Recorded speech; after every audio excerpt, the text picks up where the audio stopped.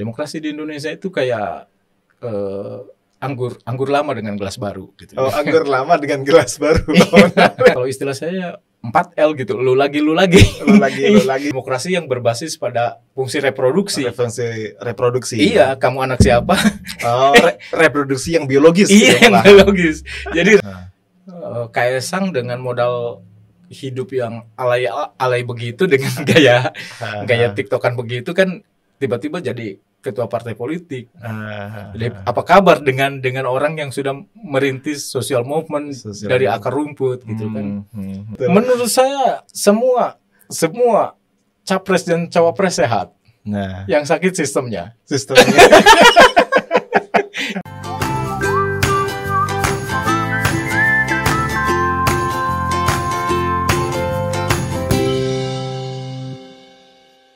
Assalamualaikum warahmatullahi wabarakatuh. Ketemu lagi di Wonder Home Podcast bersama saya Syifa Amin. Dan malam hari ini kita ketemu seorang intelektual yang sangat produktif nulis. Ini hari Sabtu kemarin Pak Ade ya. Itu dua tulisannya muncul di koran besar tanah air. Satu di Kompas dan satu di Kedaulatan Rakyat gitu, tentang memperingati Sumpah Pemuda, tentang politik kaum muda kira-kira gitu. Dan kita akan bincang dengan Pak Ade Ma'ruf Wirasenjaya, Pak Ade ya. Ya. Gimana kabarnya Pak Ade? Alhamdulillah baik. Ini cuaca politik juga sedang panas-panasnya ini ya. Sedang menuju ke ini titik didih. Ke titik didih gitu. Ke titik didih ya. Oke. Ini Pak Ade, kita ngobrol soal tulisan Pak Ade di dua media massa itu, tapi juga mungkin diawali kemarin Pak Ade juga ngeresensi satu buku yang judulnya Indonesia, Negara dan Masyarakat dalam Transisi gitu ya. Karya 3 orang scholar di bidang ilmu politik atau di hubungan internasional. Kalau evaluasi Pak Ade terhadap jalannya demokratisasi di Indonesia dari masa Orde Baru dan transisinya menuju reformasi sampai sekarang, itu kalau pandangan Pak Ade gimana? Ada secercah perbaikan, ada konsolidasi yang lebih kuat atau gimana? Ya, jadi kalau kita bicara demokrasi di Indonesia, saya dalam banyak tulisan yang pernah saya buat, saya menyimpulkan bahwa demokrasi di Indonesia itu hanya dinikmati sebagai sebuah ruang politik baru dan belum membentuk kultur politik baru. Artinya ruang politik baru itu ya kita sekarang bisa berteriak kan, kita sekarang bisa berteriak, bisa berekspresi, bisa bikin kanal seperti ini, kanal sendiri yang dulu tidak bisa kan. Artinya kan dari sisi ruang politik ada ketersediaan bagi publik untuk menampilkan ekspresi. Bahkan emak-emak aja sekarang kan bisa melakukan share informasi-informasi yang tidak jelas kan. Ya kan. Tapi itu kan dari sisi ruang politik. Jadi arenanya udah memberikan kebebasan. Cuma mungkin kulturnya yang tidak bergeser gitu. Kultur lama masih ada misalnya. Artinya pada level formal demokrasi kita udah menciptakan lembaga-lembaga baru. Kayak yang lembaga baru ada misalnya KPU yang dulu tidak dikenal. Terus ada MK, KPK, kayak gitu kan. Itu produk-produk yang niatnya memang untuk menciptakan demokrasi lebih substansial. Tapi kan kita lihat sekarang kan justru pembusukan demokrasi banyak berasal dari lembaga-lembaga tadi gitu kan. Artinya kan itu hanya apa, demokrasi di Indonesia itu kayak anggur lama dengan gelas baru gitu. Oh, anggur lama dengan gelas baru. Jadi gitu. Jadi kita terpesona oleh banyak hal-hal yang atraktif. Tapi kita juga merasa cemas dengan apa ya, dengan seleksi elit, dengan regenerasi politik, dengan kualifikasi elit yang kalau istilah saya 4L gitu, lu lagi lu lagi gitu. Karena saya seperti saya refleksikan dalam tulisan saya, demokrasi di Indonesia sekarang ini kalau boleh kita kasih atribut, itu demokrasi reproduksionis. Demokrasi yang berbasis pada fungsi reproduksi. Reproduksi. Iya, kamu anak siapa? Reproduksi yang biologis. Iya, yang biologis. Jadi reproduksionis gitu kan. Jadi kamu anak siapa? Kamu turunan siapa? Yang bawa siapa? Sangat biologis dan bukan ideologis.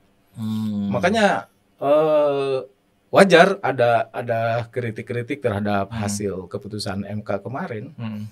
Katanya memberikan ruang bagi anak-anak muda. Betul. Ya, poin anak mudanya kita terima gitu loh. Tetapi masalahnya dia sudah mengunci bahwa anak muda yang kemudian bisa tampil ke gelanggang kekuasaan adalah anak-anak muda dari ruang reproduksionis tadi gitu loh. Reproduksi dinasti itu ya. Iya, sehingga kita tidak melihat misalnya anak muda yang berbasis dari social movement yang tampil sebagai tokoh muda. Bayangin aja misalnya Kaesang dengan modal hidup yang alay begitu dengan gaya TikTokan begitu kan tiba-tiba jadi ketua partai politik. Jadi, apa kabar dengan orang yang sudah merintis social movement dari akar rumput gitu kan. Dan penjelasan satu-satunya kan bahwa itu pasti ada privilege. Ada privilege. Iya kan. Artinya menurut saya ini tidak bagus untuk dilanjutkan karena akan menciptakan demoralisasi demokrasi. Gitu. Jadi demokrasi yang memang menihilkan aspek-aspek etika, aspek moralitas dan seterusnya. Jadi tadi itu ya. Sebenarnya dari sisi media, dari sisi kanal itu terbuka, bebas siapa saja bisa beropini. Tapi untuk sirkulasi vertikal ke arah struktur politik, itu tetap kanalnya sempit sekali gitu ya. Betul. Bahkan tergantung pada tadi itu anak siapa dan segala macamnya itu. Oke. Jadi itulah mungkin yang semakin mengukuhkan bahwa penyebab semua itu kan gara-garanya kan demokrasi kita kan makin mahal gitu loh. Makin mahal sehingga untuk menjadi tokoh jabatan publik, bupati dan seterusnya, gubernur dan seterusnya sangat mahal gitu loh. Kalau mungkin sebagian juga bilang begini Pak Ade. Memang masing-masing masa kan ada orangnya, ada mediumnya dulu untuk menjadi menjadi aktivis politik itu mesti berdarah-darah, berkeringat-keringat menjadi aktivis terlebih dahulu kah, menjadi kader partai kah gitu. Iya, betul. Tapi sekarang masanya bukan masa itu lagi, masanya adalah masa TikTok, Instagram, Facebook, Twitter gitu barangkali. Iya, tetapi dalam urusan kenegaraan, saya pikir kita harus membangun pengecualian, karena ini kan untuk kemaslahatan, untuk kepentingan publik, gitu kan, bukan untuk kepentingan fundraising dan seterusnya kan. Ini untuk kemaslahatan orang banyak dan itu kita harus memastikan bahwa keterlibatan masyarakat di infrastruktur politik itu juga harus diberi ruang gitu loh. Nah, jadi kalau menurut saya sih demokrasi di Indonesia sekarang ini berhasil dari sisi penyebaran, tapi gagal melakukan pendalaman gitu. Sehingga pendalamannya sangat kurang sehingga yang tampil adalah di level-level yang superficial, permukaan. Tampaknya demokratis, hingar-bingarnya demokratisnya dapat lah itu. Dapat. Tapi kedalaman substantifnya nggak ada. Ya mungkin karena saya setuju misalnya tadi dikatakan mungkin ini alur sejarahnya memang begitu ya. Karena sejak kita diperkenalkan oleh masuk ke globalisasi memang dimensi politik dan demokrasi itu mengalami disrupsi gitu loh. Disrupsi yang sangat hebat. Betul. Misalnya ya, dulu yang disebut arena politik itu sangat fix di gedung DPR, oke? Di gedung misalnya Mahkamah Agung, di kantor presiden, di eksekutifnya, eksekutif, di media misalnya, civil society. Tapi sekarang kita tidak bisa mendefinisikan lagi mana yang disebut arena politik, karena dimanapun kita punya arena politik. Dengan handphone aja kita punya arena politik gitu. Jadi arena politik itu yang disebut arena politik itu telah blur gitu loh. Blur dan mengalami deformasi yang hebat gitu. Sejak munculnya globalisasi dengan teknologi informasi tentu saja. Terus yang kedua, sekarang kan kultur politik itu bersumbu pendek kalau saya sebut. Bersumbu pendek. Bayangkan, kita kalau baca novel lama dari Armin Pane, misalnya Sultan Takdir Ali Sabana. Ada cerita romantis, misalnya orang-orang yang tengah membangun, kalau anak sekarang bilangnya LDR. Long distance relationship. Yes, gitu. Misalnya. Yang satu misalnya kuliah di Bandung, yang satu tinggal di Padang, di Payakumbuh misalnya. Mereka untuk memaintain emosi, mereka butuh kantor pos. Mereka butuh surat. Dan surat, mereka ada citasinya. Entah itu Dahli Khalil Gibran atau ayat-ayat suci. Untuk dalam rangka menjaga emosi. Bayangkan, dari Bandung misalnya dikirim lewat kantor pos ke Padang, itu memakan waktu 2 minggu. Di tahun itu, di tahun revolusi lah, kita sebut saja di tahun revolusi. Berarti kalau dia menunggu balasan surat itu ada 4 minggu. Oke? Jadi ada 4 minggu usia kesetiaan yang dirawat. Sekarang gitu ya. Anda menjalani LDR, WA calon imam Anda atau apapun namanya tidak dijawab 2 detik. Penafsiran Anda adalah perselingkuhan. Gitu ya, langsung punya interpretasi sendiri gitu. Jadi ruang emosi itu sangat pendek. Ruang reflection sangat pendek gitu loh. Sumbu pendek gitu loh. Dulu sebelum internet ada, sebelum segala media sosial ada, bahkan sebelum televisi merajalela, kan kita informasi ini hanya mengandalkan pada cetak, koran cetak. Oke? Media cetak itu.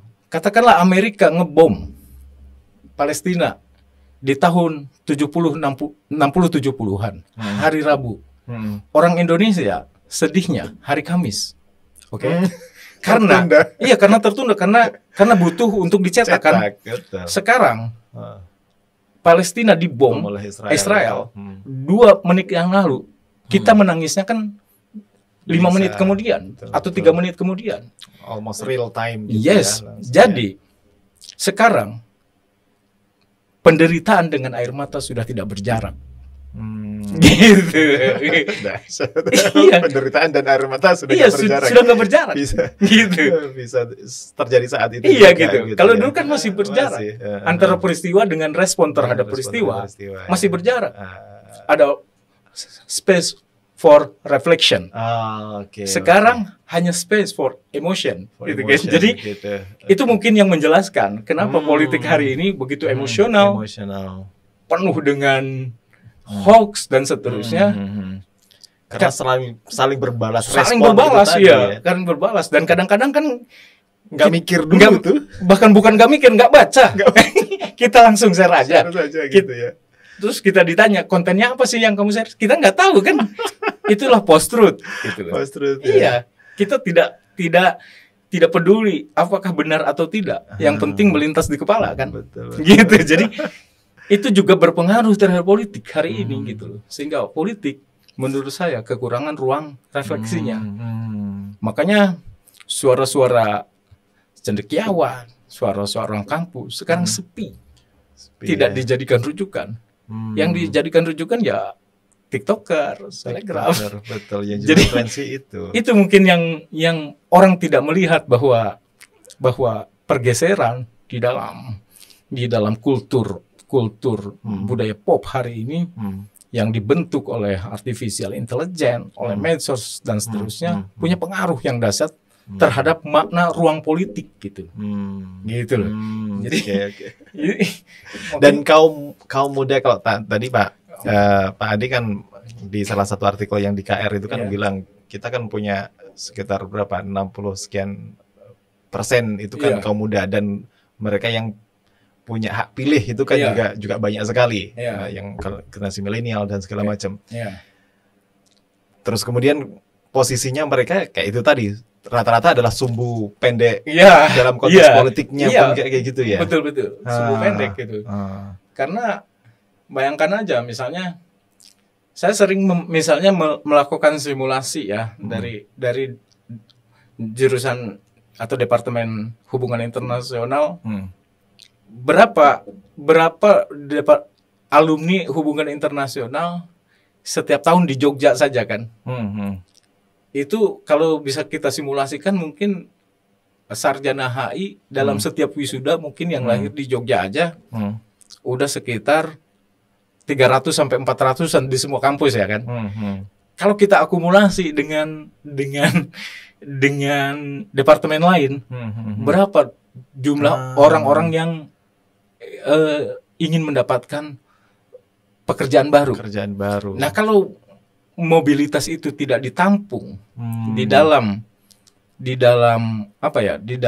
misalnya infrastruktur pembangunan yang ada, yang memberikan mereka proses pencarian pekerjaan secara profesional, kan kalau itu tertutup kan nanti frustasi. Betul. Dan generasi frustasi itu kan nanti ditembak dengan yang tadi, yang saya bilang tadi, yang media sosial, yang sumbu pendek tadi kan, itu kan berbahaya gitu. Oke. Dulu kalau nggak salah ada tulisan yang bagus sekali, yang sekarang juga masih sering dijadikan rujukan, dari Samuel Huntington. Dia mengatakan begini, bahwa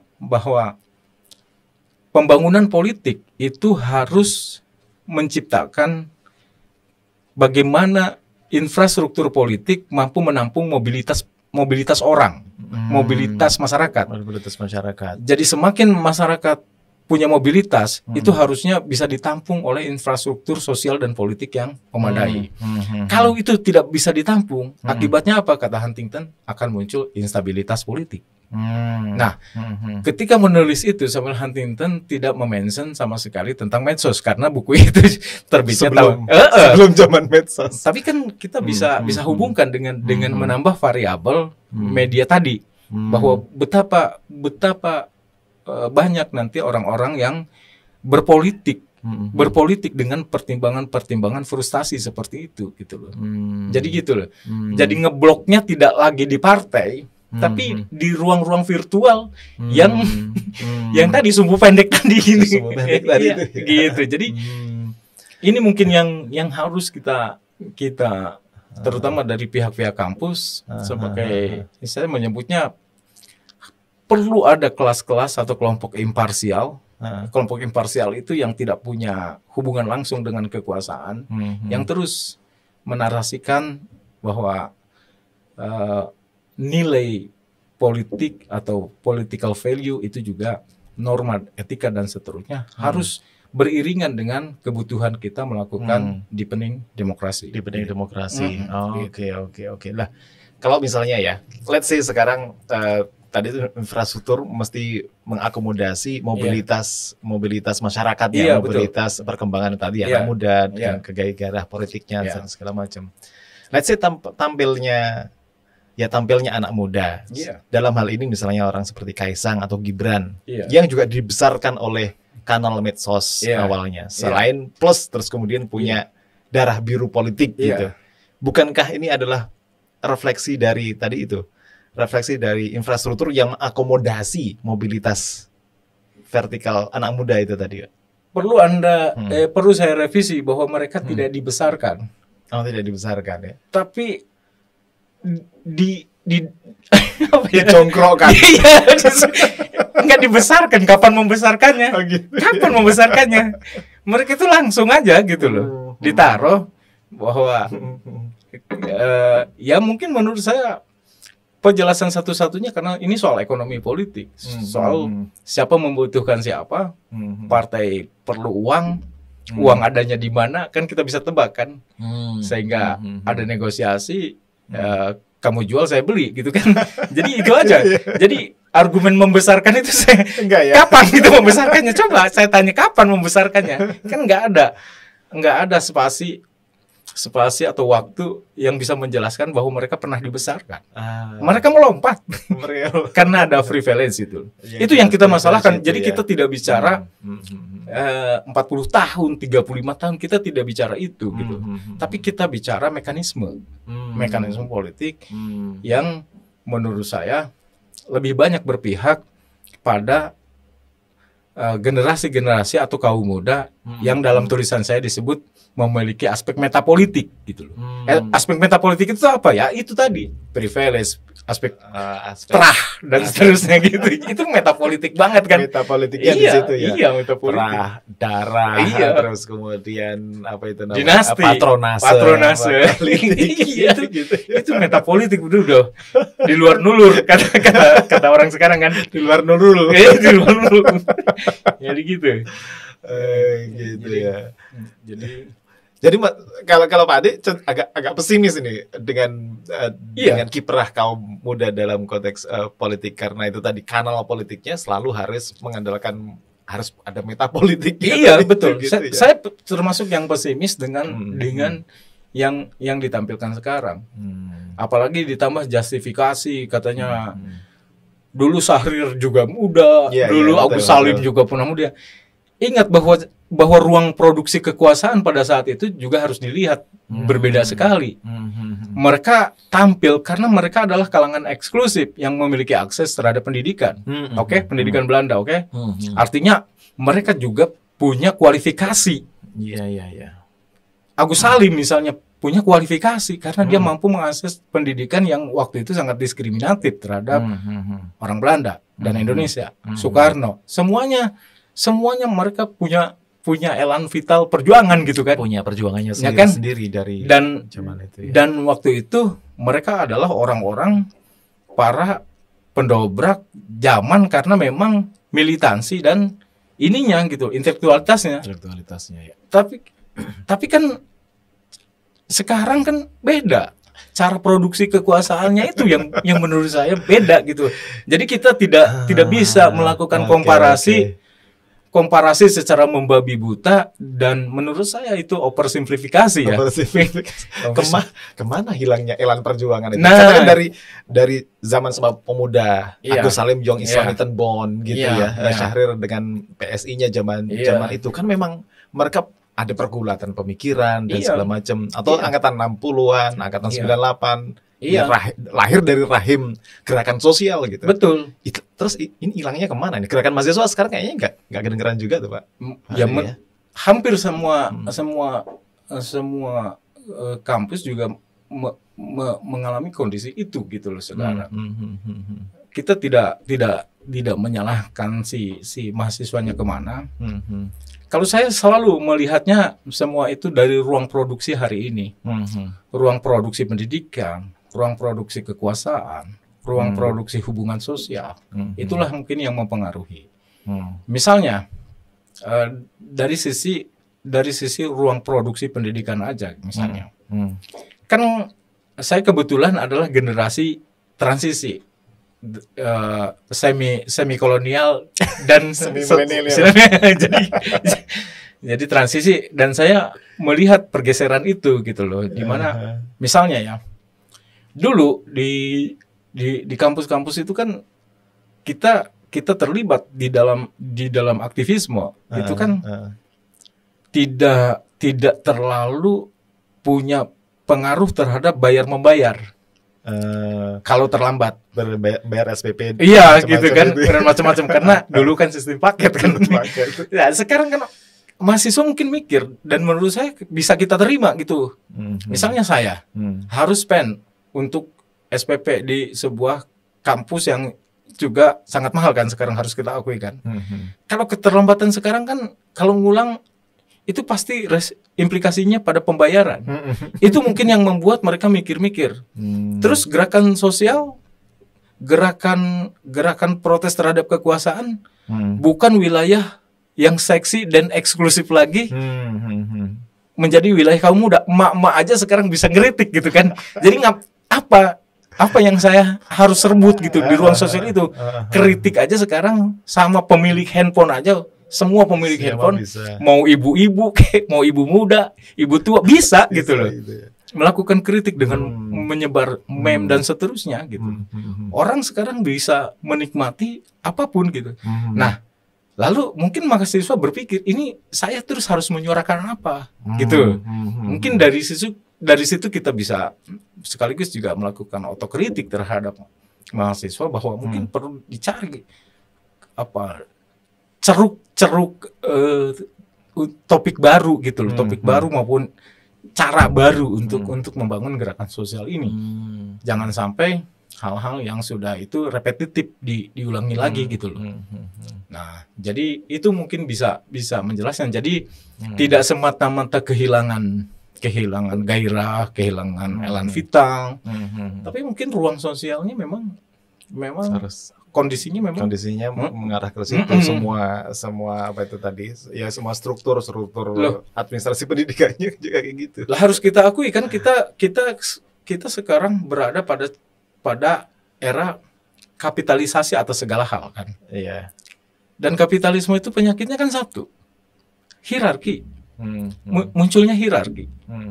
Kapitalisme itu kan memunculkan hierarki. Hierarki.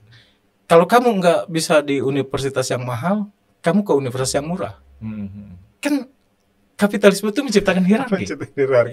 Ada yang mahal, ada yang murah, ada yang kalau Anda mau kulit Anda putih, Anda cari lotion yang mahal. Dan ketika Anda memakai lotion yang mahal, pada saat yang sama Anda kan bersikap rasis pada diri Anda sendiri. Itulah self-racism. Iya, kalau Anda hitam, Anda perlu pemutih. Kan Anda rasis sebetulnya kan pada diri Anda sendiri. Dan itu hierarki kan? Hierarki hitam dan putih, hierarki jelek dan tidak jelek. Hierarki antara slim yang kurus dengan kita merasa agak gemuk misalnya kan. Jadi salah penyakit kapitalisme itu hierarki. Menciptakan hierarki. Kalau zaman dulu kan proletar sama dalam skala yang lebih luas, ada hierarki kecil-kecil di mana-mana gitu ya. Hierarkinya sekarang berada pada level diri bahkan. Iya, pada level individu gitu. Pada level individu. Dan kita tidak sadari bahwa kita melakukan pemujaan terhadap satu brand tertentu, handphone apapun lah. Pada klub sepak bola. Itu kan sebetulnya pada saat yang sama kita bikin hierarki bahwa klub lain jelek, merek lain jelek, kan gitu kan. Itu penyakitnya memang kayak. Jadi semuanya mengalami kapitalisasi. Mau umroh, mau haji, kan juga ada paket-paketnya. Mau plus, nah, kan itu kapitalisasi. Dan kapitalisasi kan hierarki. Gitu loh. Jadi nah, oke, kalau balik lagi ke soal tadi itu, apa itu namanya, kiprah kaum muda dalam politik tadi itu. Kalau melihat ya tadi itu pemaparan Pak Adi tentang ya yang sumbu pendek dan segala macam. Dampak atau akibat yang paling parah yang mengkhawatirkan bagi masa depan demokrasi Indonesia semacam apa? Kalau misalnya kan sebagian kalangan ya tadi masih kaum muda harus didorong, sehari saja muda dulu jadi ini. Tapi ini secara biologis memang muda, kan gitu, nggak bisa dipungkiri. Betul. Gitu. Terus apa salahnya dia jadi ketua, nanti akan dia dididik oleh masa, oleh waktu, akan terbukti apakah berhasil atau tidaknya gitu. Iya, seperti saya bilang tadi bahwa yang jadi perkara sebetulnya bukan soal usianya, tapi bagaimana struktur kekuasaan yang membuat mereka jadi seperti itu. Misalnya, yang jadi persoalan kan misalnya keputusan MK kemarin kan salah satu klausul bawaannya adalah pernah menjabat jabatan publik 40 tahun. apa sih? Usia 40 tahun atau pernah punya pengalaman menjadi pejabat publik yang elektoral yang di gitu kan. Gitu. Nah, masa kita mau jadi pemimpin negeri ini cawapres misalnya harus pernah jadi ini dulu gitu loh. Kan itu jelas arahnya kemana kan jelas gitu kan. Nah, yang gitu-gitu yang mungkin jadi sekali lagi bukan perkara usianya tetapi mekanismenya ini loh, mekanisme politik, mekanisme hukum. Jadi itulah yang harus kita kritisi terus gitu loh, terus supaya saya khawatirnya nanti tadi Anda mengatakan apa implikasinya. Kelas-kelas frustasi itu makin banyak gitu loh. Saya takutnya gitu loh. Seperti saya bilang tadi, kalau kita simulasikan misalnya, kampus itu kan di Indonesia banyak. Kampus itu kan setiap tahun memproduksi sarjana. Kalau sarjana di Indonesia harus bekerja di sektor-sektor vokasional yang harusnya untuk SMA, kan berbahaya gitu loh. Bisa menyebarkan frustasi anak muda gitu kan. Sementara ruang politik ada wabah frustasi anak muda. Iya, jadi ruang politik utama seperti partai itu hanya bisa diakses oleh orang-orang yang punya aspek metapolitik tadi. Dan di hampir itu rata, Pak. Rata. Artinya di daerah. Di daerah. Betul. Di partai politik kan juga begitu. Siapa misalnya pemimpin partai politik yang tidak menjadikan anak, menantu, keponakan tidak jadi anggota DPR kah, pemimpin partai itu kah gitu. Jadi partai di Indonesia itu properti demokrasi gitu ya. Ya, jadi bukan kalau di buku-buku referensi kan salah satu fungsi partai politik itu menciptakan kaderisasi. Betul. Ya kan harusnya gitu. Idealnya begitu. Artinya dia menciptakan sirkulasi aktor kan. Tapi kan kalau mekanismenya seperti saya bilang tadi, hanya orang-orang yang memiliki kedekatan itu kan itu sangat artinya itu ada privatisasi partai politik. Nah, jadi khawatirnya saya itu akan menciptakan benih-benih frustasi anak-anak muda gitu loh. Sementara di sektor-sektor yang lain, sektor ekonomi kita tahu sendirilah sekarang lagi situasinya lagi krisis gitu kan. Krisis. Jadi yang gitu-gitu yang harusnya menjadi perhatian di tengah hiruk pikuk politik yang sekarang ini, hal-hal seperti itu menurut saya penting untuk disuarakan gitu. Iya ya, partai politik menjadi properti pribadi. Iya, gitu. Iya menjadi properti. Demokrat anaknya jadi ketua umum. Perindo 7 ya. 7 dari anak menantu 7 semuanya. Otomatis itu. Otomatis ya, PDI jelas. Dengan Puan dan segala macamnya. Terus kemudian Partai Umat. Nah, Partai Umat, Pak Amin mengkritik Gerindra dibalikin, bro. Itu menantunya jadi ketua. Makanya jadi semuanya sempurna. Semuanya sempurna gitu. Jadi gimana kalau kita tidak punya aspek-aspek seperti itu kan, sebagai anak muda misalnya saya kan pastilah saya frustasi gitu. Ikut ke gerakan sosial sudah diblok. Seperti saya tulis di situ tadi, istilah saya udah ada proses karantina terhadap gerakan sosial. Proses karantina, kalau semuanya diani negara gitu. Iya, terlihat demokratis negara. Tapi juga dikontrol gitu kan. Banyaklah kasusnya, mungkin kita bisa banyak tuh dibuka tuh kasus-kasusnya. Bagaimana suara-suara kritis itu agak mengalami persekusi lah, mengalami kontrol dan seterusnya gitu. Jadi sekali lagi kita kembali ke pembicaraan ini bahwa sudah hampir 1 abad yang lalu kaum muda Indonesia itu secara tegas ingin mengemukakan perlunya kita melampaui itu tadi modus-modus aku etnis, aku art, aku partai, aku agama. Itu kan sudah didiskusikan sejak tahun 1928. Iya. Kalau sekarang hidup lagi, berarti kan kita nggak beranjak, nggak kemana-mana, gitu kan. Nanti sebentar lagi pasti kita akan ribut dengan identitas kan, pasti kan. Identitas partai, tadi politik, aku macam-macam tadi. Aku agama, aku gerakan A, aku aliran B dan seterusnya.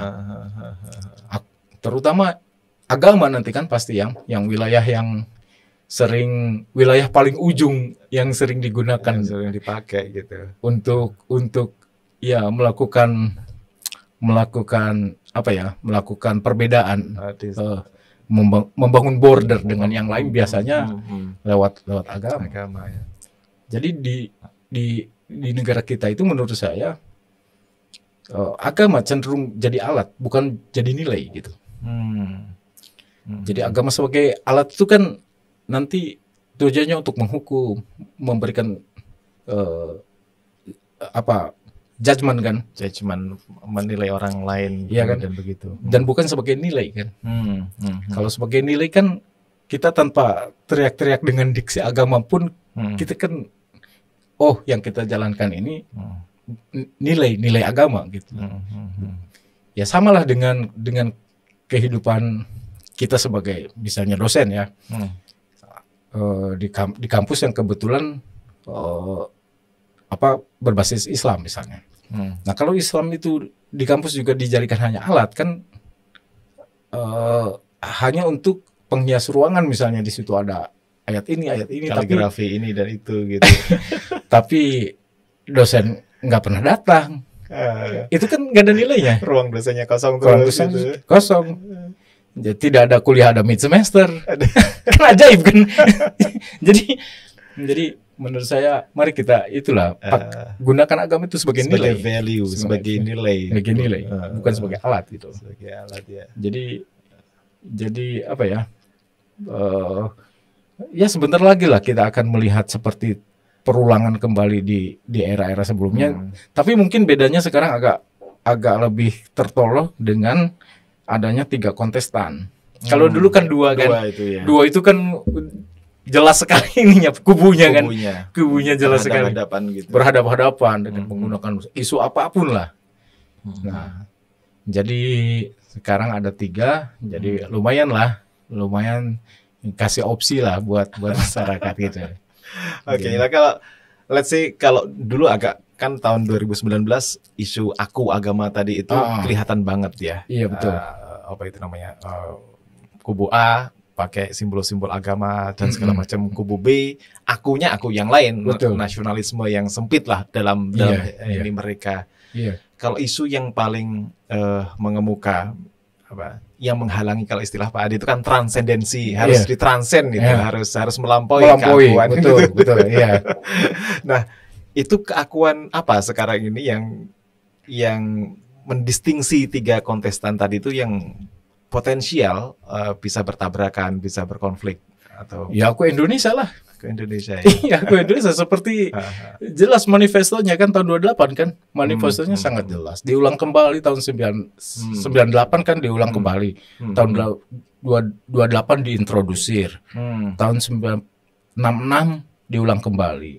Tahun 98 diulang kembali. Itu aku Indonesia itu. Nah, masalahnya masa kita harus nunggu krisis dulu gitu loh untuk merevitalisasi aku Indonesia kan. Jadi ini penting misalnya untuk menyuarakan itu ya, karena ya kita itu sebetulnya bangsa ini sangat punya modalitas, kita punya kapital sosial kapital yang sangat dahsyat gitu loh. Jadi sayang sekali kalau misalnya hanya gara-gara ada blok-blok politik kemudian terfragmentasi dalam blok-blok sosial gitu loh. Jadi itu yang justru menurut saya penting untuk kita suarakan. Kalau sayangnya kalau di televisi yang ditampilkan adalah tentang ini aja, tentang tingkat keterpilihan sampai elektabilitas sampai hari ini kan. Jadi belum banyak mendiskusikan hal-hal yang sifatnya pada itu tadi, pada nilai, pada culture, new political culture. Mau dibawa kemana gitu loh. Intinya menurut saya rejim Pak Jokowi itu strategi kebudayaannya itu nggak jelas gitu loh. Strategi kebudayaan yang saya maksud itu kan ini bangsa ini mau dibawa kemana gitu loh. Strategi kebudayaan ini mau diapakan gitu loh, bangsa ini mau dibawa kemana gitu loh. Sehingga kalau strategi kebudayaannya jelas kan ada roadmap yang jelas yang bisa diikuti, sehingga generasi muda, kaum muda bisa terlibat dalam ruang-ruang partisipasi yang disediakan oleh infrastruktur politik dan mekanisme politik yang rasional gitu loh. Itu bukan strategi, misalnya visi kerja IKN, ketahanan pangan, hilirisasi industri misalnya gitu. Itu bukan strategi kebudayaan menurut Pak Ade. Itu fitur. Oh, fitur. Menurut saya itu fitur pembangunan. Okay. Strategi kebudayaan tuh misalnya seperti yang mungkin dulu pernah didiskusikan oleh STA ya, tahun 30-an. Nah, ada kongres kebudayaan kan. Jadi jelas sekali Indonesia itu mau mengarah kemana gitu sebagai bangsa kan. Nah, yang gitu-gitu kan sekarang tenggelam dalam hiruk pikuk politik yang saya tadi yang bersumbu pendek, pragmatis gitu kan. Nah, jadi menurut saya kita harus punya strategi kebudayaan gitu loh. Strategi kebudayaan yang jelas. Dan itu perlu refleksi ya, yang enggak instan gitu. Betul. Ya mungkin sisi paling mewah dari kehidupan saya dan Anda yang pernah hidup tahun 90-an masih ada ruang refleksi itu ya. Di banyak forum, di banyak acara ya. Betul. Di kampus kita masih ketemu dengan sejumlah profesor, guru besar, orang-orang yang punya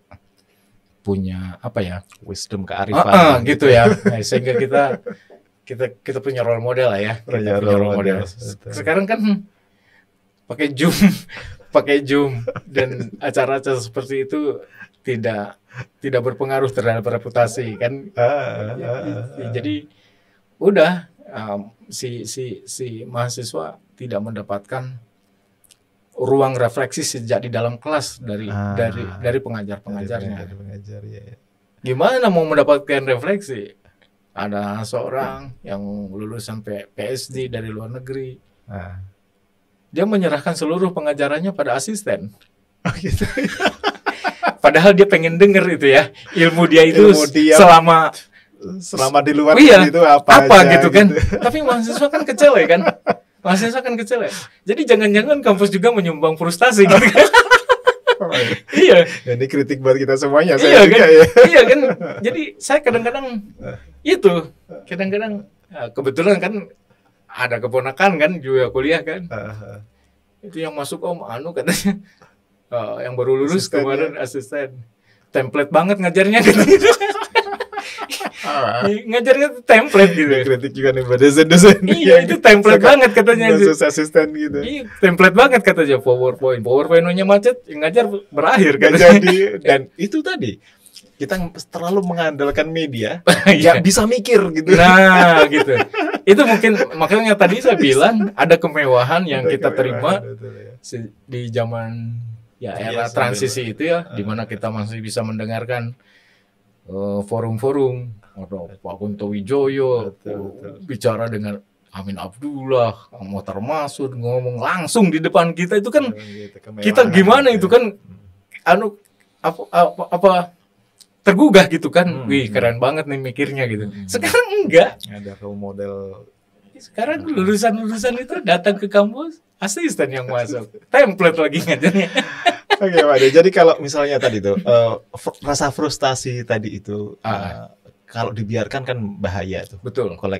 Akumulasi dari frustasi kalangan muda yang secara politik nggak diakomodir lah dalam kanal-kanal yang sudah ada itu.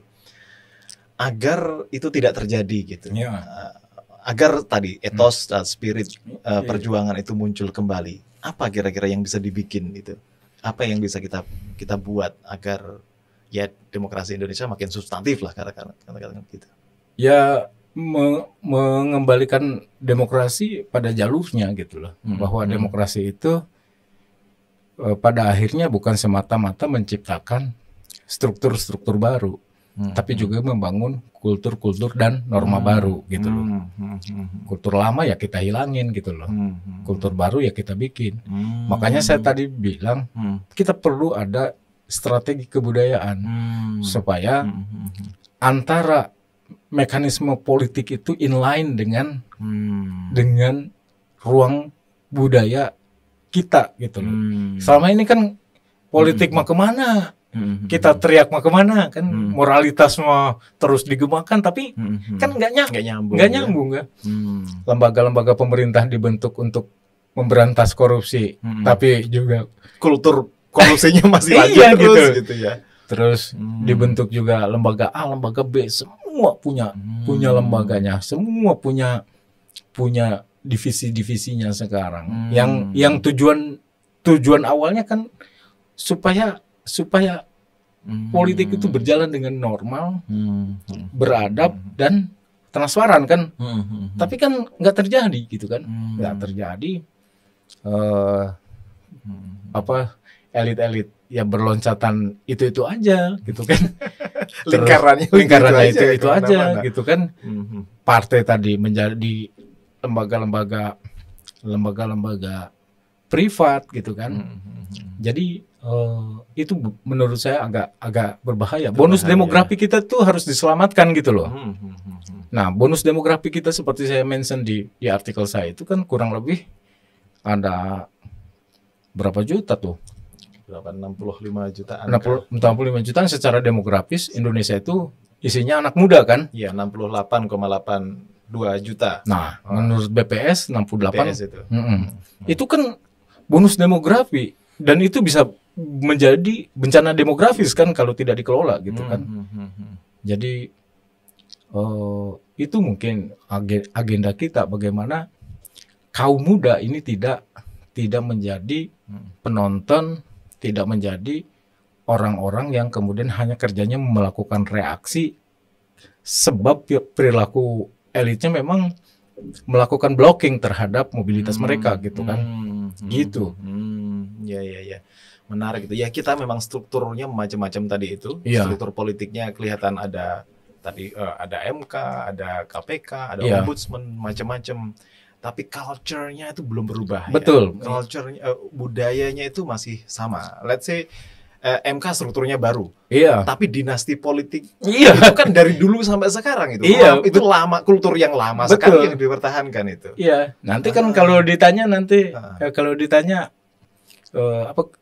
elit-elit itu kan nanti jawabannya kan gampang. Loh kan udah ada lembaga ini. Jadi itu kayak dijadikan justifikasi bahwa kita punya lembaganya loh. Tapi kita tidak mikir bahwa lembaganya itu mengerjakan dengan tone yang sama enggak dengan yang lainnya, punya nafas yang sama enggak gitu. Nah, itu yang menurut saya koherensi antar lembaga itu yang mungkin di dalam ruang demokrasi itu harus kita revitalisasi lagi gitu. Nah, pembangunan tadi itu budaya politik yang baru dengan norma-norma yang baru tadi itu bisa dimulainya dari mana itu Pak Ade?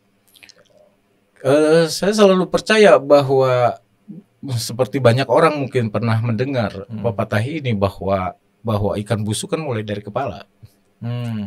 Gitu ya, dari kepalanya ya. Jadi kebusukan itu dimulai dari kepala kan. Jadi si mereka yang ada di panggung atas politik itu harus tampil sebagai role model gitu loh. Role model. Ya jangan mentang-mentang berkuasa kemudian dia bisa mengobrak-ngabrik apapun sesuka dia, sesuai dengan interestnya dia, dengan kepentingannya dia. Itu kan politik itu kan juga ada aspek dendam kesumatnya. Begitu ya. Besok kalau misalnya ada orang lain berkuasa juga pasti melakukan modus yang sama kan. Karena tidak ada memang ini yang kita pegang itu nggak ada gitu loh. SOP-nya itu nggak ada gitu kan. Ya. Jadi takutnya ada balas dendam. Jangan-jangan sekarang juga merupakan soal balas dendam aja gitu. Oh, dulu juga yang lain dulu juga begitu. Mumpung ada kesempatan, mumpung anak-anak saya masih muda, seger dan punya punya momentum politik yang bagus, kenapa tidak? Tapi kan kalau mikirnya kayak gitu kan akan berbahaya gitu. Nanti akan iya, cyclical gitu ya, berulang lagi, iya. berulang lagi gitu ya. Dan modusnya itu kayak jadi cetak biru kan, cetak biru. Dulu juga dia gitu katanya punya nepotisme, cuma sekarang mungkin kita halusin dikit misalnya. Jadi kalau polanya seperti itu akan berbahaya. Bahaya.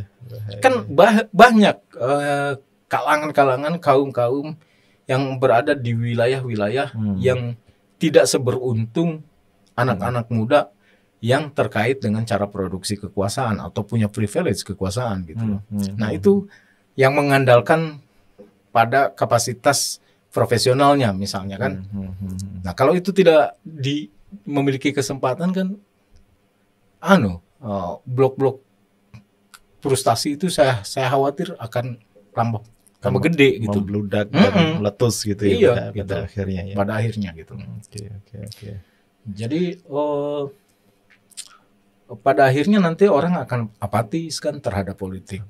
Ngapain gitu loh. Udah urus lah, aku ngurus iya. urusanku sendiri. Iya. Dan itu kan gejala-gejala kecilnya kalau kita bercakap-cakap misalnya dengan sejumlah orang kan mulai muncul kan. Iya. Udah itu bukan urusanku kan. Kita selamatin diri sendiri aja. Akhirnya kan yang muncul adalah survival of the fittest, Darwinisme politik. Siapa yang kuat, paling kuat yang menang kan? Yang menang, yang survive gitu. Survival of the fittest kan dulu itu. Ada prinsip Darwinian. Iya, Charles Darwin. Evolusinya Darwin gitu. Iya kan. Jadi nanti jangan-jangan ada Darwinisme sosial, Darwinisme politik gitu kan. Itu yang menurut saya sangat berbahaya. Nah, kalau tadi kerusakan itu dimulai dari kepalanya kalau ikan itu. Nah, ini terakhir ini agak dari 3 baca pres dan baca wapres ini yang potensial bisa menjadi kepala yang memperbarui sisi budaya politiknya tadi, bukan sekedar strukturalnya tadi. Kalau menurut Pak Ade yang paling entah potensialkah yang paling bisa diharapkan untuk bisa memperbarui kultur politik yang baru, mana kalau evaluasi Pak Ade? Ini pertanyaan jebakan Batman. Cari aja yang tidak terlalu basah oleh kekuasaan, yang track recordnya bagus, yang antara value dengan aksinya nyambung gitu kan. Jadi cari aja di antara 3 itu. Nada-nadanya perubahan ini. Jelas kita harus melakukan perubahan kan. Gitu, ya. Tapi kan perubahan dalam politik tidak bisa kalau tidak ada kapital yang lain gitu. Kapital yang lain. Tapi kan pengalaman juga selalu menunjukkan bahwa politik juga ada aspek kejutannya gitu. Dalam sepak bola kan sampai injury time gitu. Ini masih sebelum peluit. Iya, ini masih menit keberapa belum kan? baru persiapan kompetisi kan. Kita tunggulah sampai injury time gitu. Masih jauh dari injury time. Iya. Siapa tahu ada pemain yang cedera. Pemain cedera atau di kartu merah? Iya. Tapi wasitnya dulu nih. Belum nih, kita lihat nih wasitnya. Jadi akan menarik nanti kita nih. Menarik ya. Politik Indonesia nanti kita kesempatan lain menafsir politik dengan logika sepak bola. Oke, cocok ini. Jadi karena menit bermainnya masih lama. Kita simpan dulu ini. Oke. Kita ngobrol lagi nanti. Ini masih persiapan lapangan, perizinan kan, cek kesehatan kan. Betul. Menurut saya semua capres dan cawapres sehat. Nah, yang sakit sistemnya. Mereka sehat kan? Sehat mereka. Fisik sehat mereka. Yang sakit sistemnya. Dan dibuat sakit ya. Gitu. Oke Pak Ade, makasih banyak Pak Ade. Sama-sama. Sudah ngobrol di sini. Okay. Nanti menarik itu topik berikutnya itu analogi sepak bola ke dalam politik gitu. Iya. Jangan-jangan kita di-ban nanti sama dalam politik di-ban. Oke, kita tunggu wasitnya. Oke, terima kasih. Saya juga. Terima kasih Ade ya. Oke. Oke, sampai jumpa lagi. Sampai Insyaallah jumpa. kita ngobrol-ngobrol lagi. Gitu. Siap. Ini wasitnya juga masih wasit KPU-nya kan mengiyakan saja kata MK ini. Nanti kita lihat gimana permainan berikutnya lah. Permainan berikutnya. Oke, mudah-mudahan bermanfaat obrolan ini. Amin. Dan bisa dibaca lebih lanjut kedalaman refleksi dari Pak Ade Ma'ruf ini di Kompas hari Sabtu ya, kalau nggak salah. Tanggal 28. Tanggal 28 Sumpah Pemuda. Sumpah Pemuda itu apa itu namanya, memunculkan kembali keharusan aku bangsa Indonesia. Itu penting sekali. Oke. Makasih sekali lagi. Mudah-mudahan Sama-sama. manfaat. Assalamualaikum warahmatullahi wabarakatuh. Waalaikumsalam warahmatullahi wabarakatuh.